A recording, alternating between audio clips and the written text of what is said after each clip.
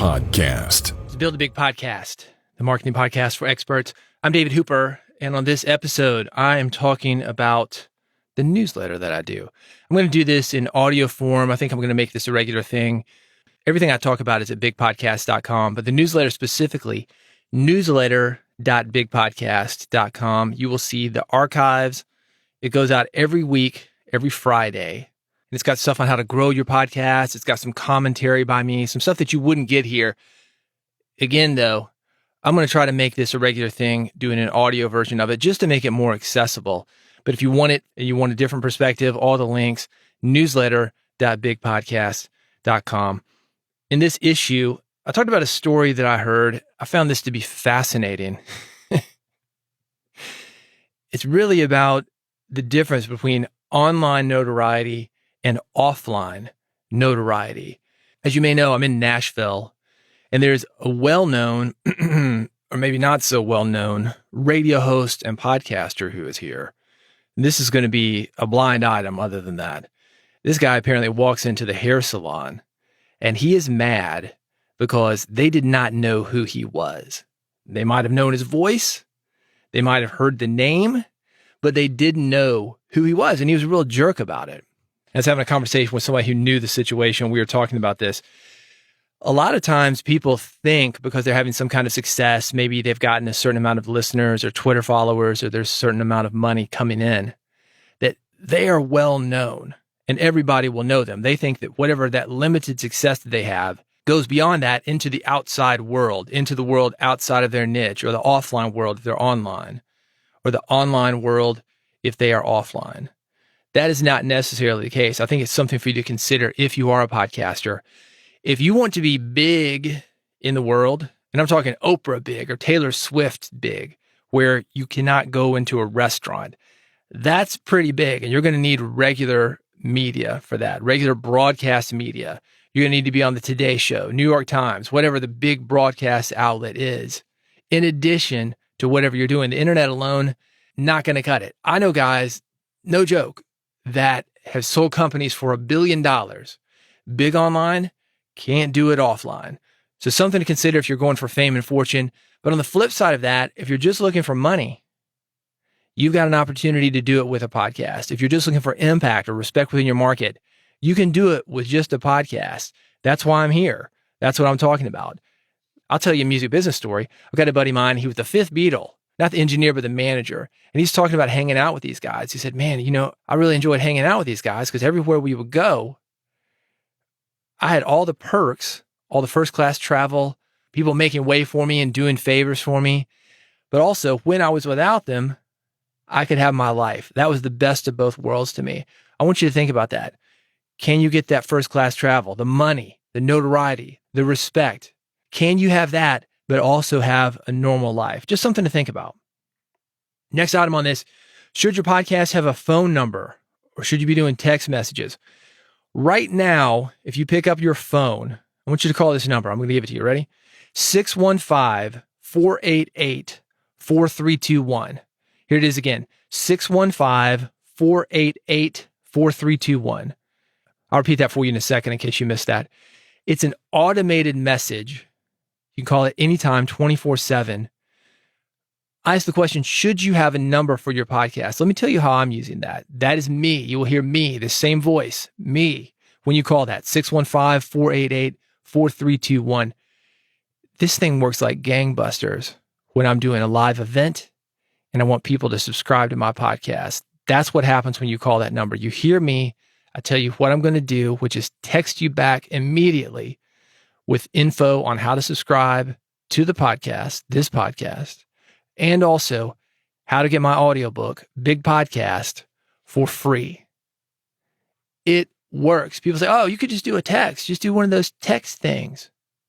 Text the word podcast of 9999999. No. Some people don't know how to do that. Is it 5 nines or is it 6 nines? Then they fat finger the word podcast. It gets auto-corrected when they're sending the text message.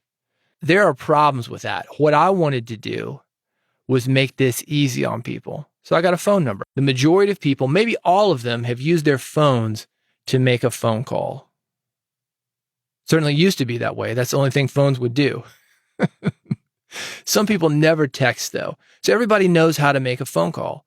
And if you have them call 615-488-4321, it'll take you to a link that enables you to use that phone to get the podcast. Because that's another thing people don't know how to do via their phone.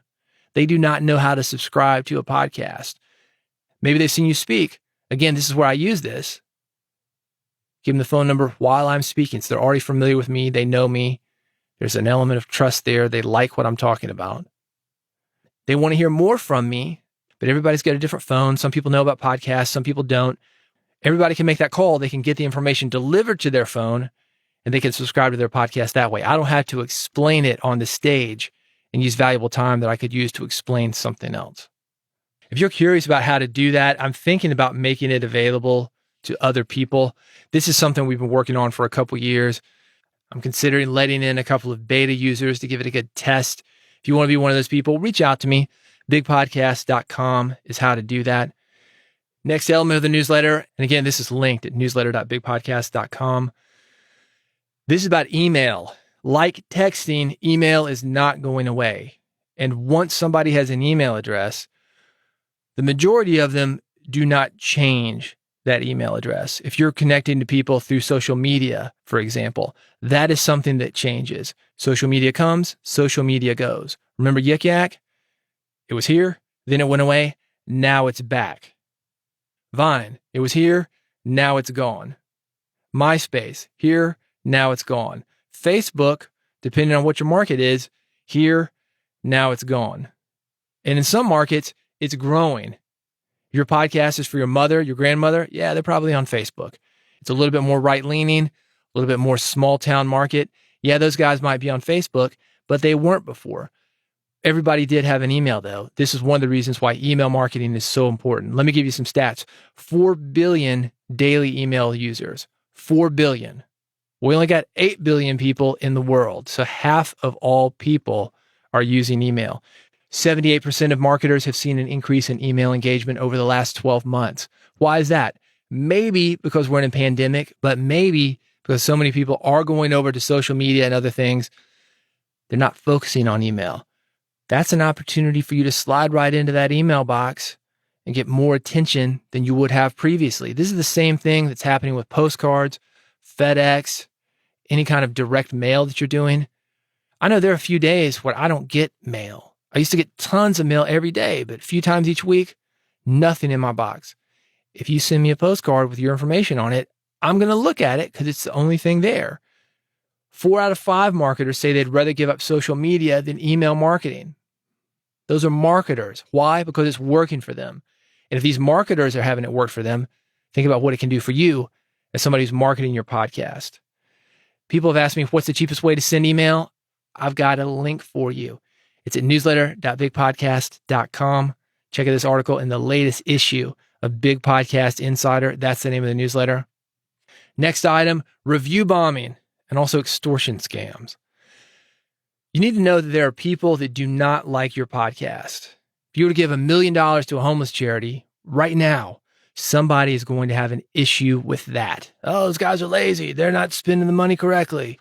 Why didn't you spend it on this instead? Somebody's going to have an issue with whatever you do. There's a podcast that's here in town in Nashville called Deconversion Therapy. And I want to be clear with this because I've mentioned this podcast before. People say, oh, I'm definitely not for that. I'm not talking about conversion therapy. I'm not talking about where they're trying to make gay people straight. That doesn't work. That's not what this is about. This is a podcast for people who were very religious. Now they are not very religious. So you can understand why some people would like that. Some people, maybe you're still religious. You're kind of pissed that somebody left the flock. A lot of those people, the guys still in the flock, they are mad about this. A lot of these people, those guys still in the flock, they're leaving bad reviews for the Deconversion Therapy podcast because they're trying to steer people away from it. They want to keep you in. I think most people see through that. And it could be one of those things for somebody like Deconversion Therapy where they've got a us versus them. They say, see. Look how mad we're making these people because we've got the truth. And the other people say, no, we've got the truth. There's a nice us and them demarcation right there. You versus everybody else. Still, though, there are some issues where a bad review may hurt you, or a lot of bad reviews may hurt you. The reason I bring this up in this newsletter is because there are companies, they come to you, they say, hey, we'll get you reviews. And if you stop paying them to get more and more reviews, they start leaving you bad reviews. It's an extortion scam. I don't think it's as widespread as some people think. It does go on, though. I think it's something for you to be aware of. I've got the information for you at newsletter.bigpodcast.com. Related to reviews, let's talk about negative reviews for a second. Let's say you got your first negative review. Now what? It can be shocking, right? You're excited. You've got a podcast going.